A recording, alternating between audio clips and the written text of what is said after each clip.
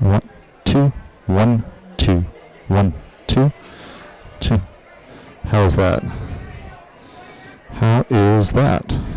Check, test, one, two, one, two, one, two, one, two, one, two, one, two.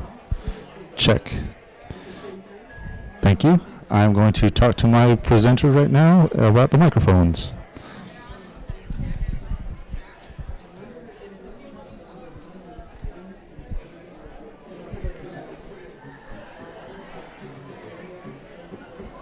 Dr. Echols. Yes. Hi, I'm John. I'm going to be running the tech at the back of the room today. It might be silly. I have a handheld microphone for you, Okay. not for the room here, for our online and the record. Okay. So it'll do, I know. I'll try to. Yeah.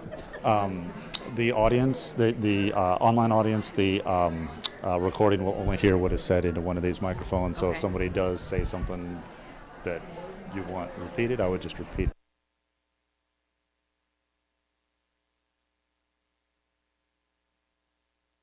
Yep.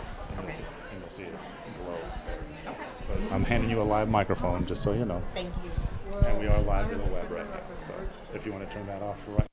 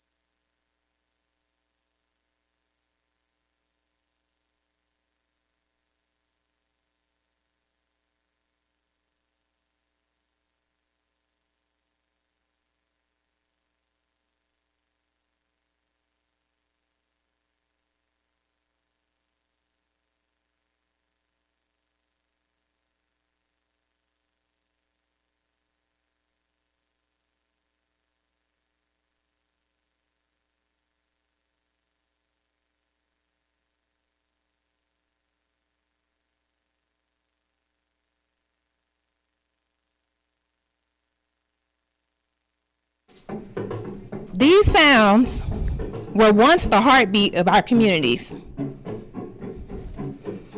As you listen with an open mind, listen to the music, to the rhythm and the movement. These were tools of healing, connection, and identity.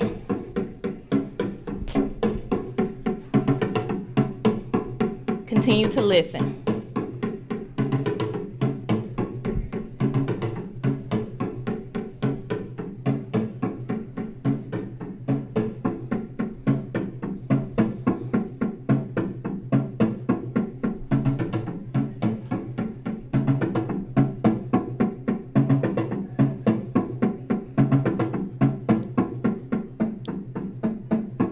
Notice how the rhythm connects to your body.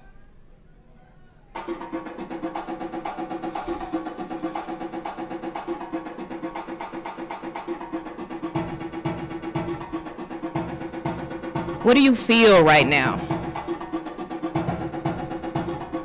Hold on to that thought. As I said, these sounds were tools of healing, connection, and identity. But through colonization, slavery, and displacement, many Black and Indigenous people of color were stripped of these traditions. And when we reclaim them today, we often face cultural appropriation or ridicule. The drum was once forbidden by slave masters who noticed that that was a method of communication.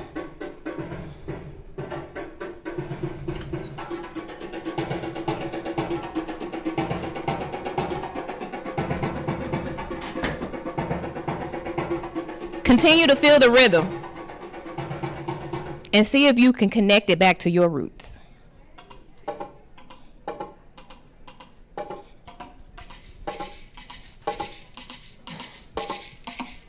After the drums were forbidden, we began what is now referred to as a call and response. And we'll reference that a few times throughout this session. And what a call and response is, we give you a directive and you pretty much follow it. So in this session, our call and response will be, when I say healing, you say in color. So let's try it out. When I say healing, you say healing, healing. Okay. So we're still connecting to the music. We're listening. We're noticing what sounds we hear. Maybe try to identify what culture it has come from.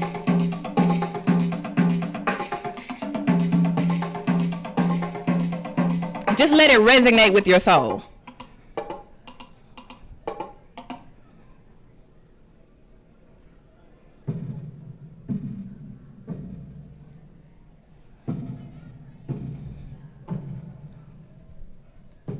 As you may notice, this particular piece is a little different than what was heard before. This is a particular war communication, letting everyone know trouble is coming.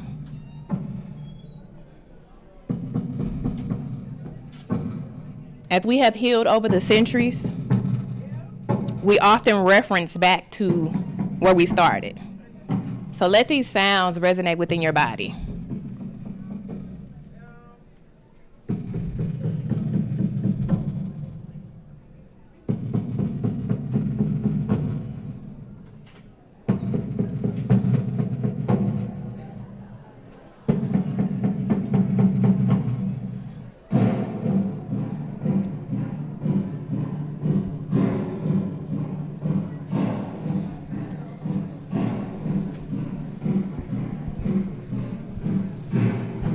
And this last piece, also war drums,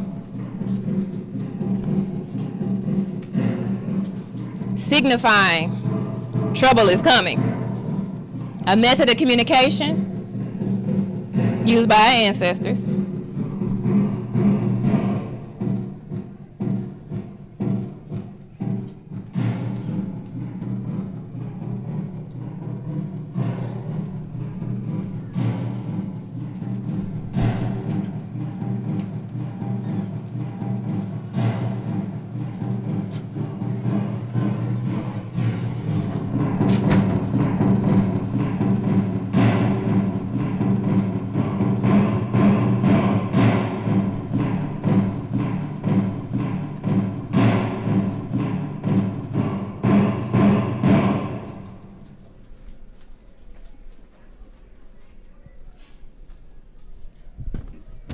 So, welcome to Healing in Color, Stories from the Margin. I am Dr. Echols, founder of 8 Dimensions Wellness Center, also known as a wellness broker, aka therapist.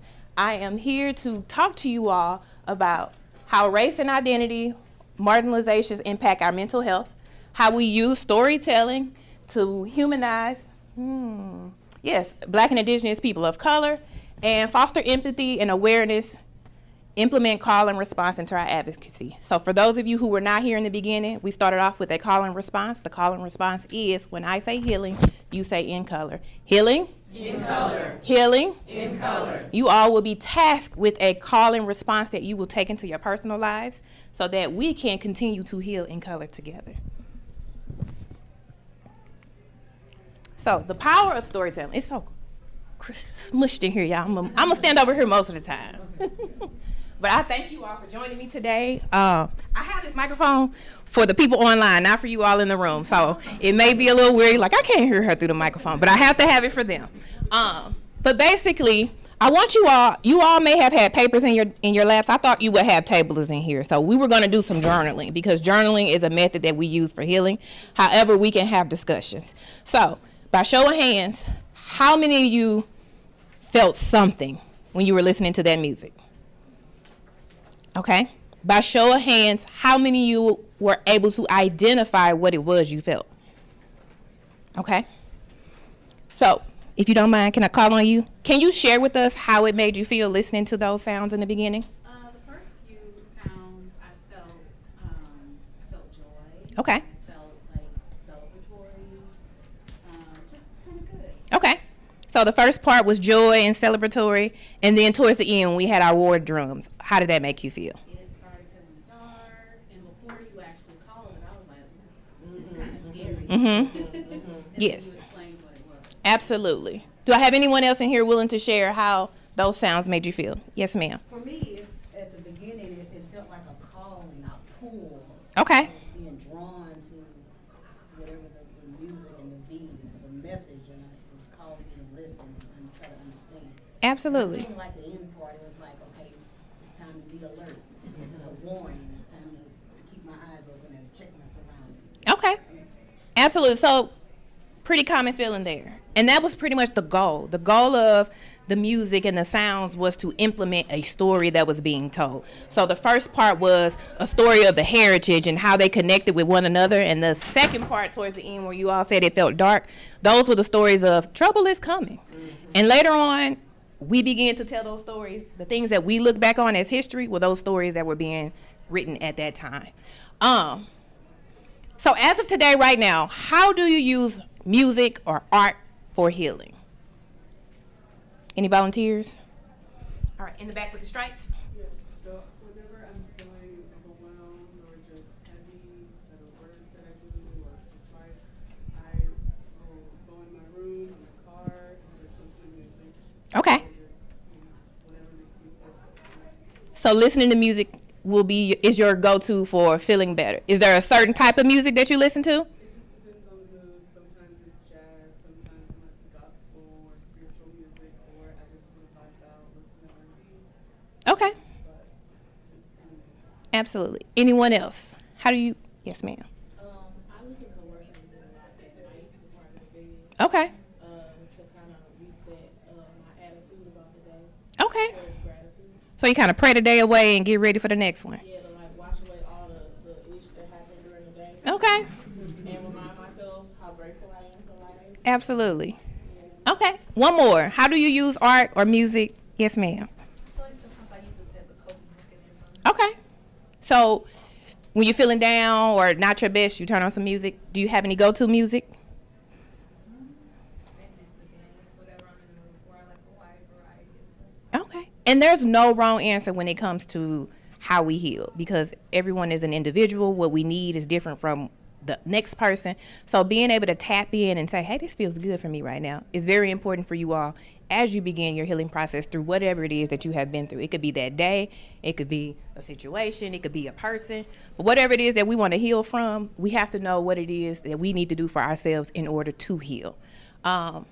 is there anyone in here who has ever had their culture misunderstood or judged?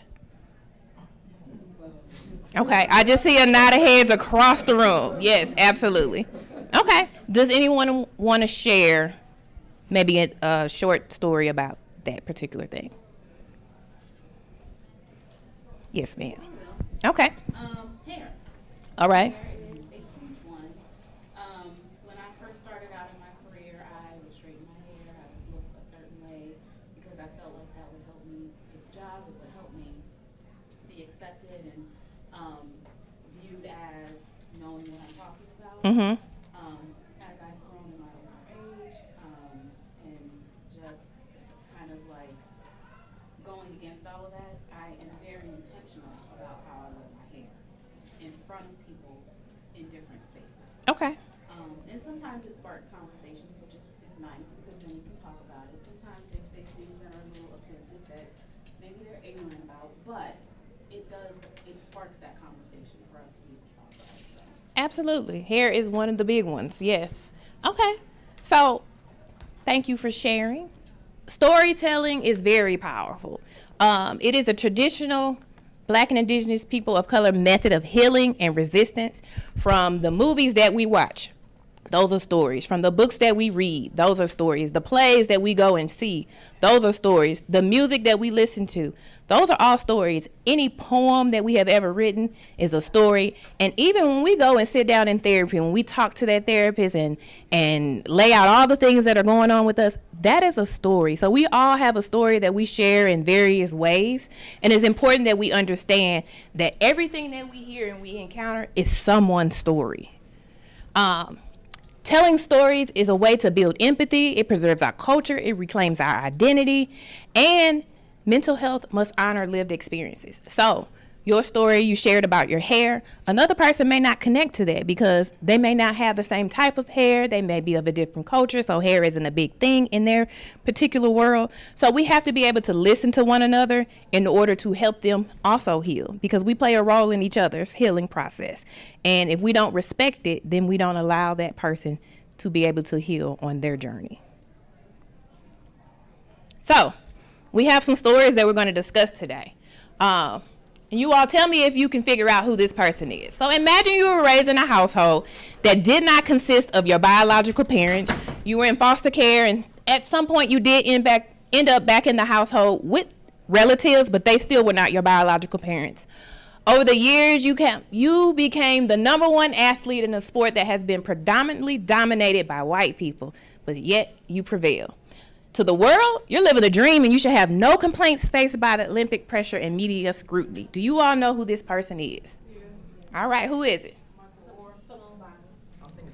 Simone Biles. Absolutely.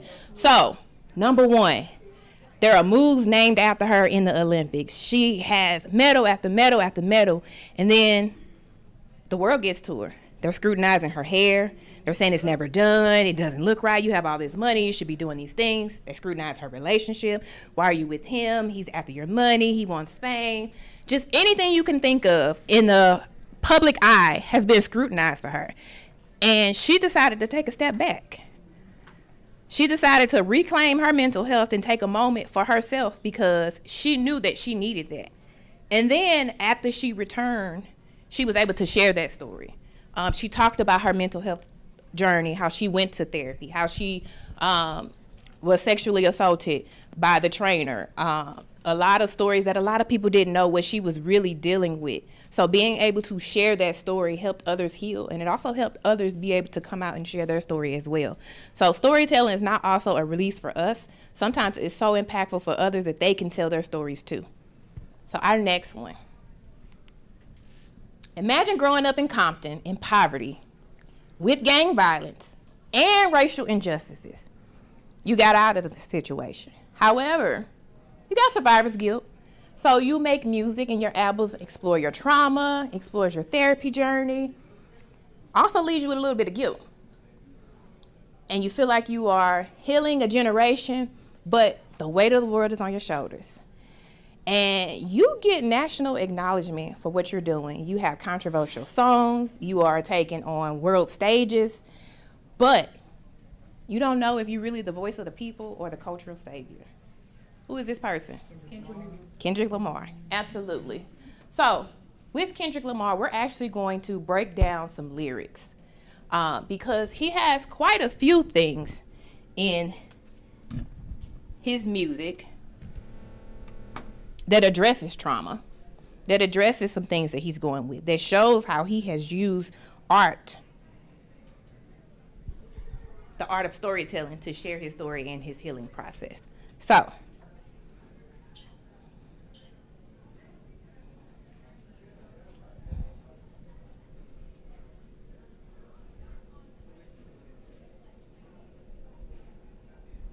uh-oh.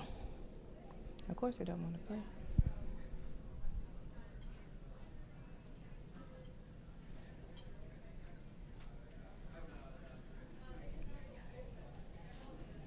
I don't know what just happened.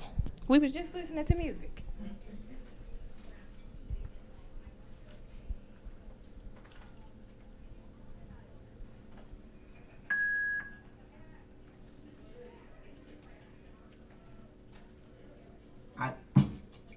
I choose me.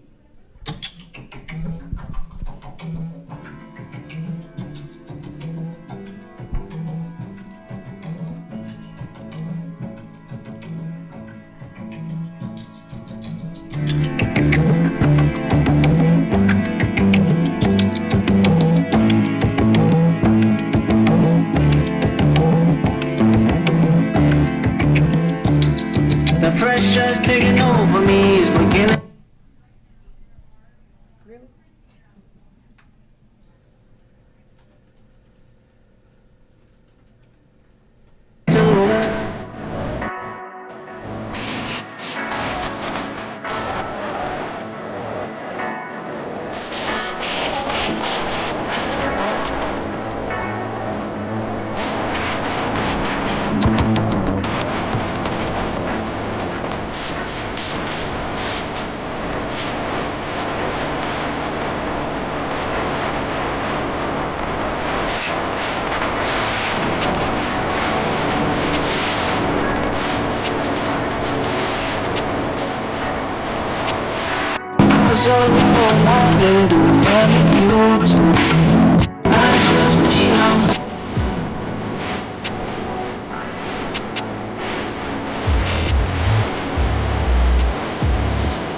Okay, so we are having technical difficulties, but we're gonna go with that. In that song, he talks about, I choose me, I'm sorry. Because oftentimes we are taught to be unselfish, right? When we're children, we're taught to share, we're taught to think of others, we're taught to do all these things, but oftentimes self-care, we talk about self-care, that is left out. And in order to care for self, you have to think about yourself. You have to be selfish. And in this song, he calls out, I'm choosing me. I'm sorry, but I choose me. Our next song that he has, Institutionalized.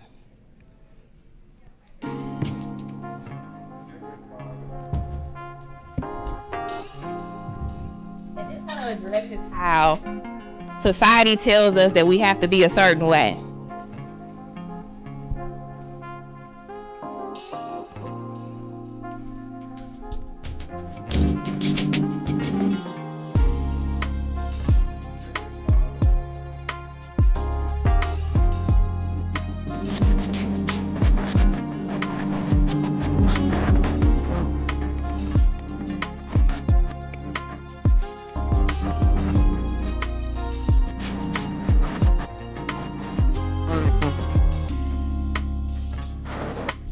So when we think about those lyrics, I'm trapped inside the ghetto and I'm not proud to admit it.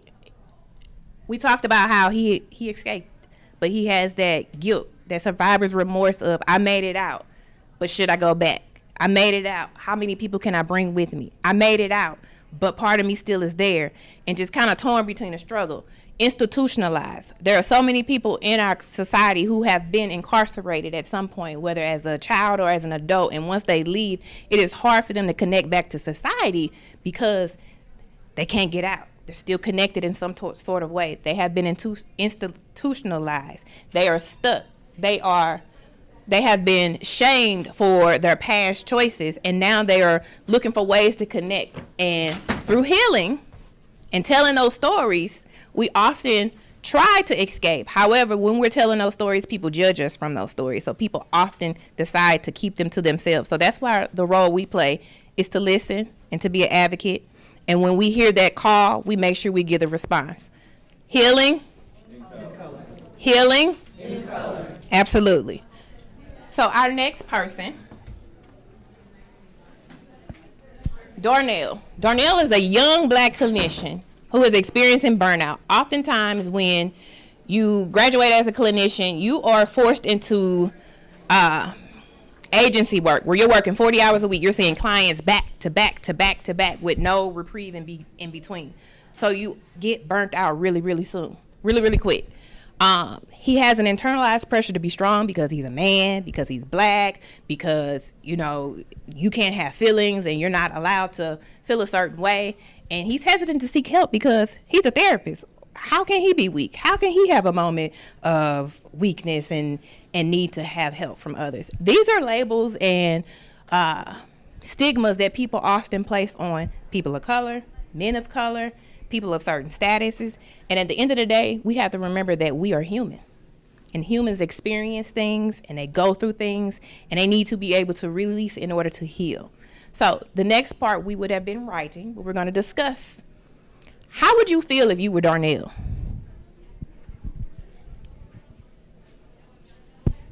Any volunteers? All right, I'm going to start calling on people. All right, what about you in the pink in the front? Me? Yes. Okay, let me see. You overworked, underpaid, and you can't talk to anybody because they think you're supposed to be strong. How would you feel? Let's see, lost. Lost? Mm. Full of anxiety. Okay. Not able to make decisions. Mhm. Where to turn. Absolutely. It's in a spiral. Like, can't find a solution. Where do I go? How do I continue? Mm-hmm. Okay. Anyone else? Trapped. Okay. Absolutely. Trapped, hopeless, lonely. These are all descriptors of how a lot of people feel in their work life. You go to school, they tell you to go to school to get a degree. You pay all this money or you get all this student loan to get this degree, right?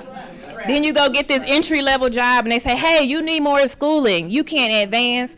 So you go back to school, you get more debt or you spend more money, right? And then you go and they say, well, you have to have so many years of experience. And you say, well, I went to school. They say, no, you need hands-on experience. And then you say, well, I had this degree. And the hands-on experience you didn't get to get because you didn't have the degree. So now you got to start over again, right? So it's that cycle of the rat race that we are all experiencing. And that's where Darnell feels. But it's not just Darnell, it's so many of us. Yes. I think about that, come from a man's point of view, you don't really get to feel that because to feel that means I have to stop. And it's people depending on me to show up every day, not necessarily at work, but at home. And so you can't really stop to feel that. You just have to internalize it and keep doing it. Absolutely. And that internalization turns into stress. It turns into anxiety. It turns into depression. It turns into withdrawal. It turns into substance use. It turns into violence. It turns into wrong choices. It turns into just loneliness. Those things are all internalized because we don't know what to do with them. Because we've been told not to tell our story, not to use the art of storytelling to heal. We've been conditioned that that's weak. You don't do that. You can't do that. So it is important that we remember that call and response, healing, healing. So when we see someone going through something, we reach out and say, hey, what's going on with you? When we see that someone can use a benefit from something, we share with them that resource that they can benefit from. Because a lot of times people say, well, they never asked me. They didn't know to ask you. They were too scared to ask you. They didn't know how to ask you. But when you see that someone needs something, it is our responsibility to share with them because we want to help them on their healing journey. So the art of storytelling begins within, but sometimes it takes someone else to pull it out of us. What would you tell Darnell? Yes. I mean, I tell them to try to find a community somehow. I feel like Darnell is probably the only black clinician where he works. Okay. Or the only black male clinician where he works. And even if there was some sort of professional association and they had some big meeting, he'd be one of few. So in addition to all those individual feelings of isolation that you described, there's also that bigger piece that he's probably feeling. And so even if he wanted to reach out, there's so few of him. Mm-hmm. So he needs to be really intentional about that and not just give up and not just shrug his shoulders, you know, like find some sort of community, talk to folks who are in kinship with him, either on the gender side, the race side, the clinician side, something, because, you know, it can't be, the healing can't be an individual effort. Absolutely. That's what I was talking about. Anyone else? What advice would you offer to Darnell? Tell him to talk to somebody. He needs to unpack some of that. Okay. Because internalization creates just what's up there, pressure. Mm-hmm. Pressure has to go somewhere eventually. Absolutely. I would tell him that his feelings are valid and worth exploring. Okay. Because a lot of times our men think their feelings are weakness, Okay.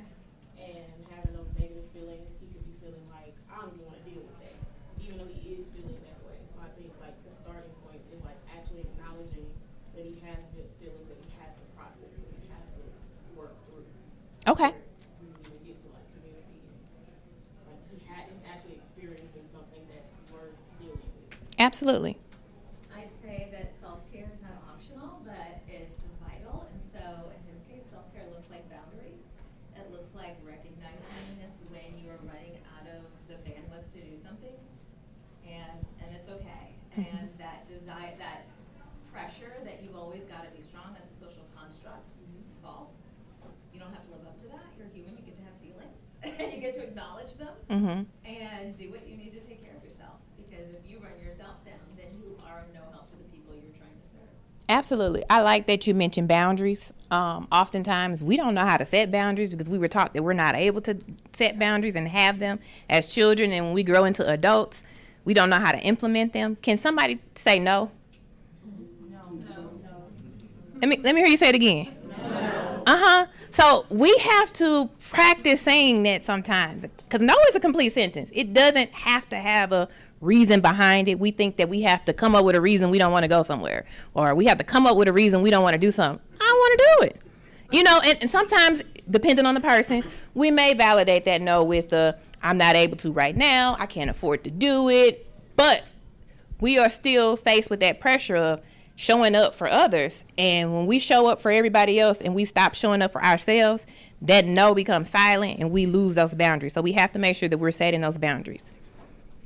I would also tell Darnell that what he's dealing with might be an issue that it's not isolated with him. Like he's probably experiencing it and the weight of it and the totality of it on him as an individual, but it might not be an issue that it's only him suffering under this situation, under these conditions, and that maybe there's some policy things and cultural things within the agency that he's working with and the field that he's practicing that need to be re-examined, just recenter health and wellness of the clinician.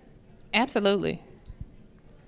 Potentially give allies and his other coworkers and potentially advocate for those changes. Absolutely. Yes. And if he had a client that was going through this, would he maybe talk to his client in terms of him as a client, you know? What have you heard from your clients that you've worked with? Absolutely. So being able to reflect on what he does for other people. So what would you tell a client who was in the same particular situation? How would you, recommend them to move forward? And sometimes we don't take our own advice. It's so easy to give it out to others, and we forget that we're human too, and that we deserve, and we are able to take that advice and use it for ourselves. So our next story, DME. DME worked years and years at agencies, so had plenty of experience and was fresh out of school. DME chose to go to private practice, working in an office with all white women and mostly white clients. But DME had an advocate who knew how to navigate the call and response of the clinical world of social work. Healing, healing, So DME is me, Dr. Michelle Echols. Oh. I also wanted to share my story. So I worked in agency work for years. I came into the field with the experience. But when I graduated, I experienced that thing of starting over. And it was like, ooh, do I want to take this pay cut in order to do what I went to school to do? Or do I want to just do something else because it makes more money? But I ran into a young lady by the name of Dina who runs a private practice. And she used her ability to open up to me and share with me what the possibilities were. She shared with me that I didn't have to take a low pay rate. She shared with me that I didn't have to go to agency in order to make good money, that it was better off to go to private practice. Because people, they often tell you not to go right into private practice right out of school. But because I had that agency experience, she was like, you know what? You don't have to go that route. So I was able to get 4 times the salary of what I thought I was going to get right out of college because of Dina. Dina was the one who said to me, hey, I know this isn't your ideal clientele that you want to work with. However, it's a way to get into the field. I previously worked at Fathers and Family Support Center, so I had history working with fathers in the court system. So most of my clients were referred to me directly for family reunification because I had that experience. So she advocated for me to be able to get in and get those clients right out the bat. I had a full caseload within a month, and that doesn't really happen. And I didn't have to work 40 hours a week in order to make that income. So it is very important. I told you all about the call and response. So the call is, I need help. The response is, this is what you can do in order to navigate the field that you're in. This is what you can do to get ahead. So it's our responsibility when we see someone that needs something, we say something.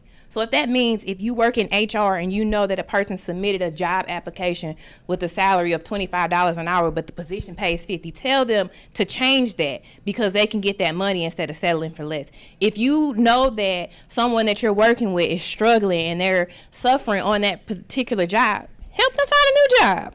I was a career advisor in my past life, and I helped so many people that I worked with leave that job for another job just because I had the resources. And I'm like, you know, you are miserable here.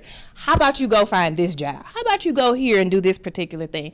So being able to utilize our resources to help the people in our community is the way that we can participate in that call and response.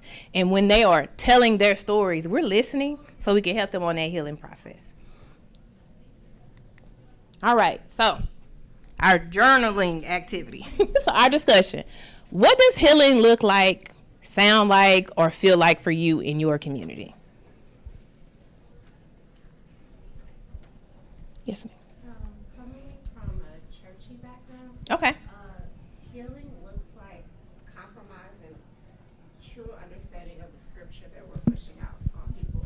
Okay. I think the old like the mother's board frequently had a certain way of viewing things, such as I'm Pentecostal, so we didn't wear pants for a really long time. Mm-hmm. Based on a scripture that talks about a man dressing like a man and a woman dressing like a woman. Well, after me going to seminary while I was in school, I was like, hey, so there's like the meaning of the text, the meaning behind the text, and the meaning in front of the text. Mm-hmm. So healing for us was saying, hey, this is what this meant at this time. But if you recall, like they were all wearing robes, so like low key all had on skirts. Mm-hmm. So like now that we're here in this different day and age, it doesn't make sense to limit what we can do based on these pants. Like that doesn't take my identity as a woman away. So then in 2007, like that rule was changed. Like they took it to conference, they took it to convention, but with the rhetoric that like we have to apply the scripture in a different place. And for that, I think that healed a lot of the community because it was compromised. Mm-hmm. It wasn't like this way or the highway, you know, heaven or hell, whatever the case may be. So I think, like I said, healing really can look like compromise. Absolutely. Absolutely. Okay. Anyone else? What does healing look like for you? What does it sound like? What does it feel like? I think for me, it sounds like or it feels like stop suffering in silence. Okay. There is a community out there of help and support. And being alone and trying to deal with the traumas or stress is not necessary anymore. Reach out and find community and support. Absolutely. Okay. Anyone else? Yes. In my community, I really experience healing whenever we're able to sit with and witness each other through uncertainty. Mm-hmm. And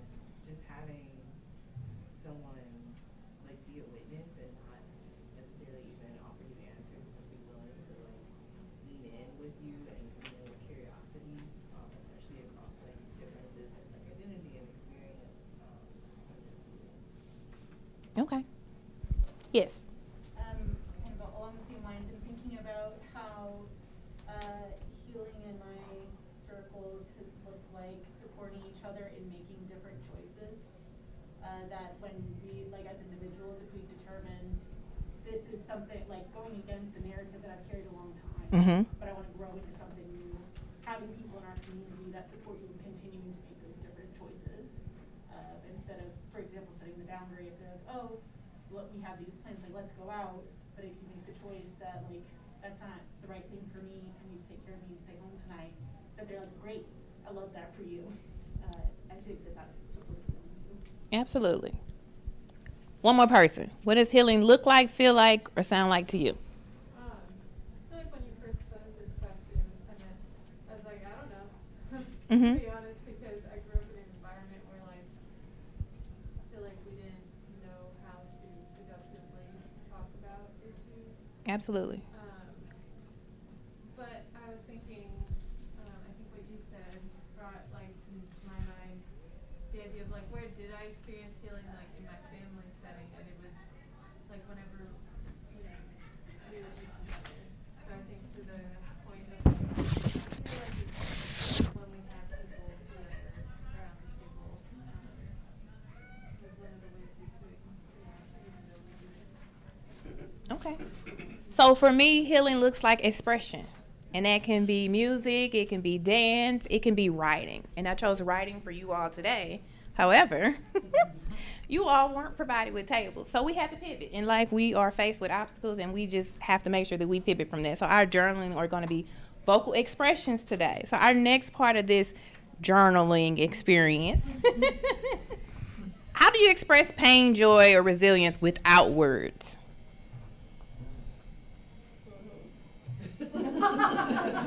Okay. So sometimes you get that and it's just a sound. And we understand if we're in that same space, if we're culturally connected, we understand what that we know what it means. It can mean several different things, but putting it into context is that communication and part of that healing process. I saw a hand over here. I was just saying, I go for a walk. Okay. Literally walk out of the room, which I have done in the past, or just, walk around the neighborhood or outside experience. Absolutely. Walking is a form of exercise, which is very important when we are healing. Throughout the day, we go through so much. We experience different parts of the world that adds to our trauma. It triggers different parts of us that we may not recognize.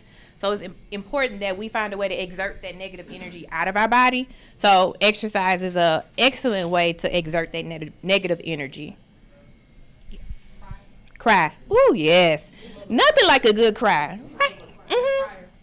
And society tells us we can't cry. It's not allowed to cry, especially black men. Y'all can't cry. Y'all better not cry. You weak, you soft, you sorry. But in reality, we're human. So I encourage y'all to get a good cry in. If you feel it, express it. If it's there, it's meant to be released. So a good cry is always good. Yes. Kind of piggybacking off of her, if I'm good with going in spaces with a certain level of pain and still being helpful. Okay. If I hit a certain threshold, you just won't see me. Okay. So space. That's a non-verbal or non-communicative thing. You might, if I hit a certain threshold of pain, I just won't be there. And I'll let you know that I'm not coming. But I might just not be there to take care of myself. Absolutely. Sometimes you just have to dismiss yourself, right? Because we don't want to be dismissed from other things. Because we know what our threshold is. We do. Sometimes we push that limit and we go a little further than we did the last time. However, we truly know when to stop. So it's important that we recognize those signs and we act on them. And just dismiss yourself sometimes. It's okay. You'll be back. We'll still be there. Anyone else? I like to get lost in music. I think when we came in here and we started with music, that was just it's been a lot today, but that was able for me to escape just a little bit and get lost in the music. So at the end of a stressful day, cut the radio on and drive home. Absolutely. Absolutely. And I saw a hand here. For the church people here, there's a Bible verse I've been saying to myself a lot lately. We can't pray the way we ought. The Spirit prays in us with sighs too deep for words. Absolutely. So yes, for those of us who are connected to some type of spirituality, making sure you turn to that to help you escape from what is going on with you and what is going on in the world so that you can be healed in that moment. Healing? Healing? So our next part of our journal experience, I'm going to ask you all, what makes you feel most at home in yourself? Okay. So when you dress a certain way, you put those stilettos on, I am me. Yes, this is my moment right now. Okay. I love to dance. Dancing. So dancing is your form of expression and communicating whatever it is that's going on with you in that moment? Absolutely. Anyone else? Yes. Deep breaths. Oh, yes. Y'all, how many of y'all really know the true art of deep breathing? Yes. So I actually want to show y'all something. I have impromptu. If you all have ever used bubbles, have you ever thought about the art of blowing bubbles? When you blow them, you have to take that deep breath in. So I always recommend to my clients to use bubbles because, one, it is a childhood activity that brings joy to a lot of people. Yes. We often put that down and we don't know that it is a good thing. So in order to blow the bubbles, you have to first take that deep breath in, which makes you stop whatever it was that was going on and think about whatever it is you want to think about and escape for that moment. So I always say, keep some bubbles on your desk. Put some in your purse.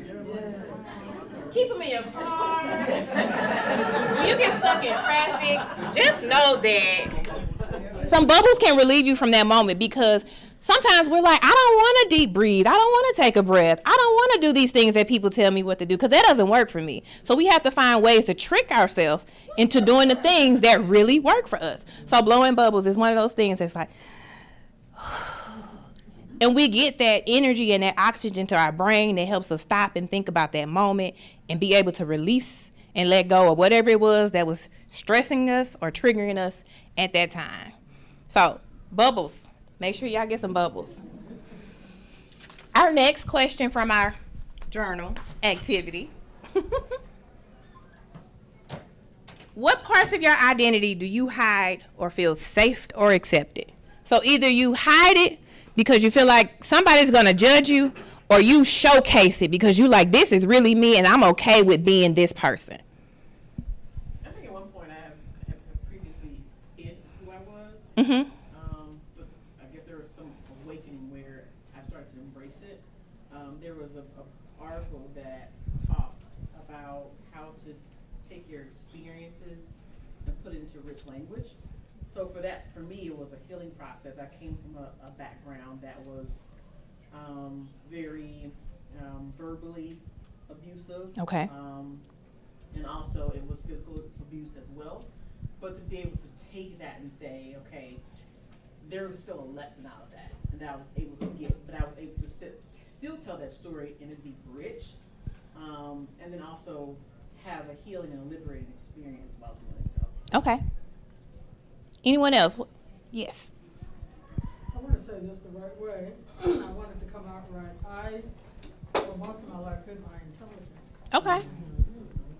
And the reason that I hid it was because when I was a kid, if I come home from school with A's, I would be ridiculed. Oh, you think you're so smart? Mm-hmm. I had a lot of siblings, and my mother, bought into that.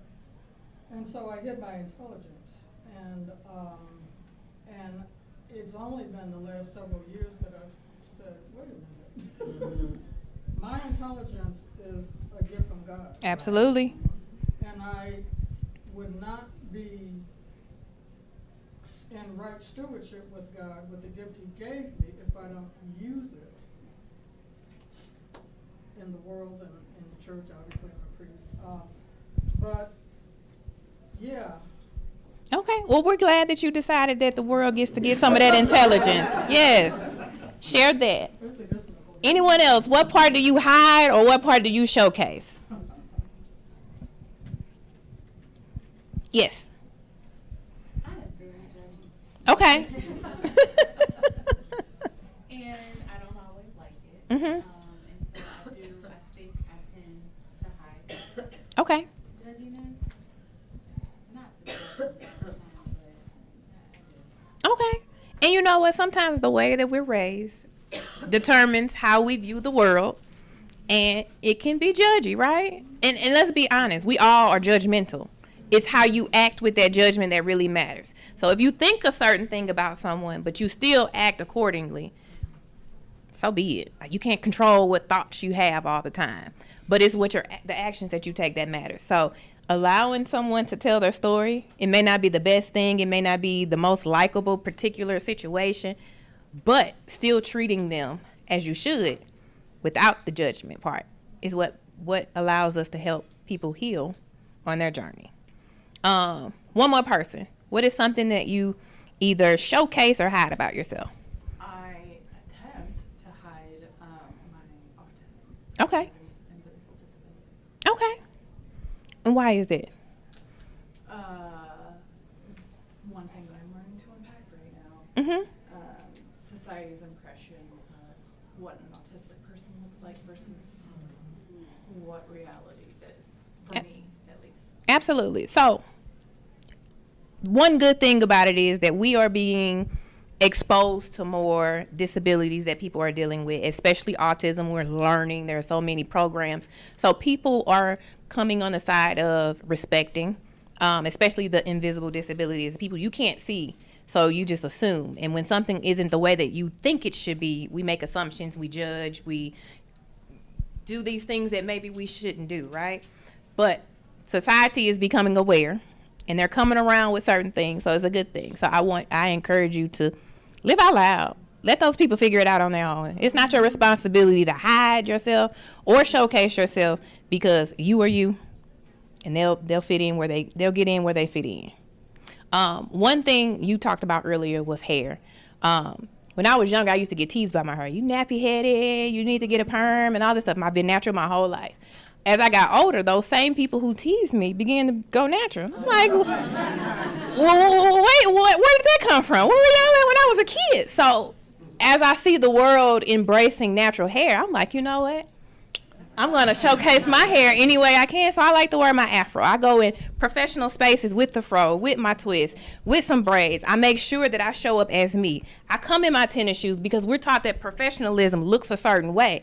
But in reality, professionalism is how you present yourself, not what you dress in. So I make sure that I live out loud as my true self when I show up in spaces where we have to have professionalism, because it allows me to heal from what I was taught as a child, that you have to wear a suit, you have to wear heels, you have to be with your hair straight and pulled to the back. And those things don't exist in my world. So I make sure that I live out loud and I show up authentically as myself, no matter where I'm going. So our next part of this, we're almost done. What is something that you can honor from someone else's culture?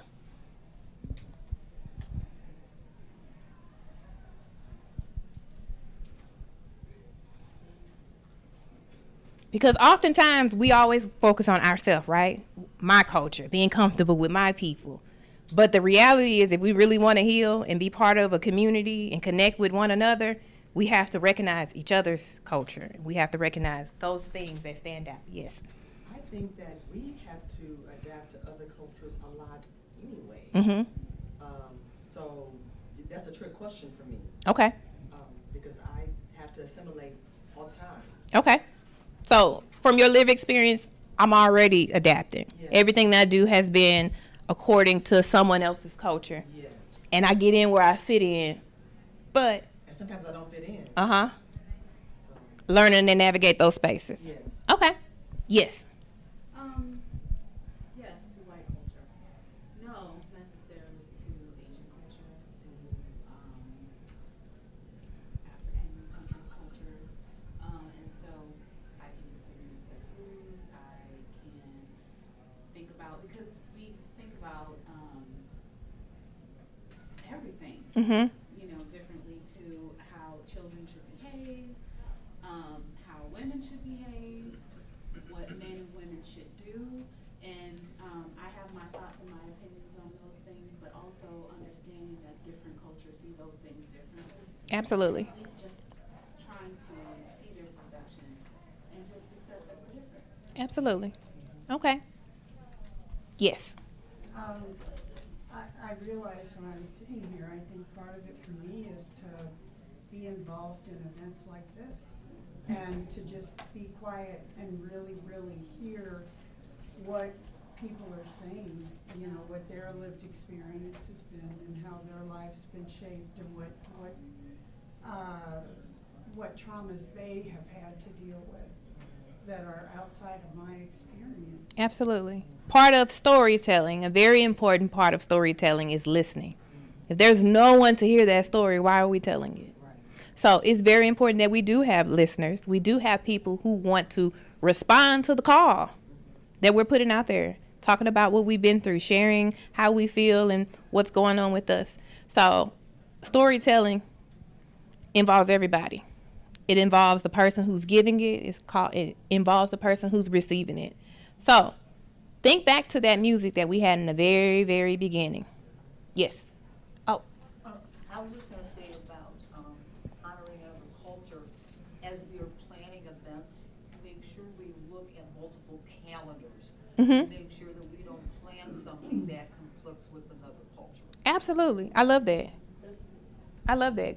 Being considerate of other calendars so that when we are planning events that we can be a part of one another's situations, events that are going on. So if I know that you have something August 16th, I might choose a different weekend because I don't want to conflict with that and I want to attend that.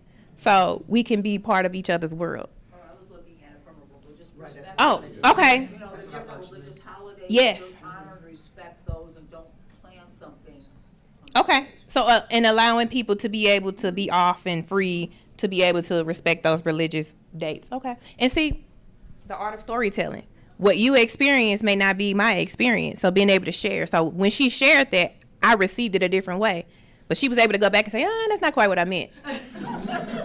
But I'm able to listen and receive that story from her so that we can connect in this journey of healing. So going back to that opening music that we heard. I want you all to think about it, and actually, I might be able to put it back on. But I want you to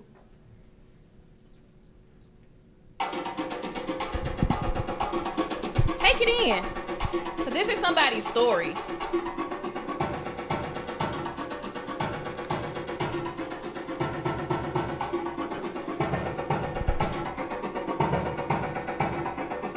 Storytelling is a healing tool that we use to communicate to everybody what's going on with us. And it's our task to listen to those stories that are being told.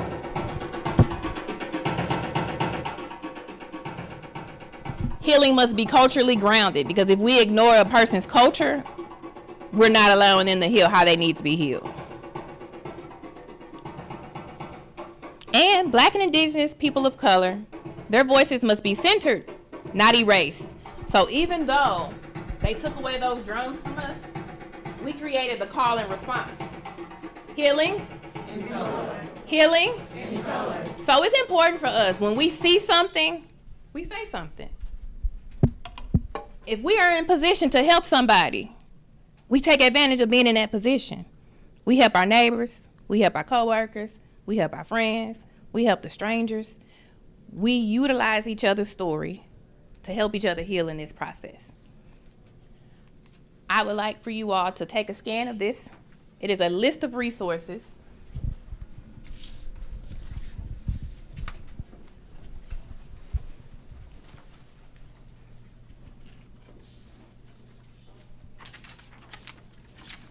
It has local mental health organizations, it has national mental health organizations.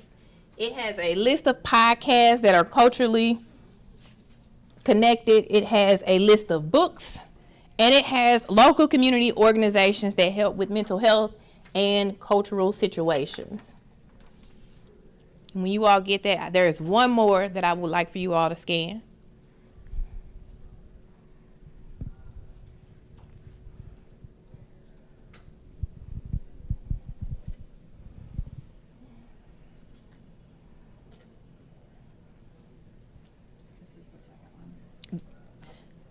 It was somebody still getting it. So this second one is a quick Q&A. Just About 4 questions for you all. If you would answer that and give me feedback of how your session was for you today. I appreciate you all joining me in this little tiny room and sharing your stories with me and participating in us in the art of storytelling. Healing? In color. Healing? In color. And I challenge you all, as you leave this room, you think about how you can respond to someone's call. What can you do in your everyday life that will help someone else on their healing journey? Thank you.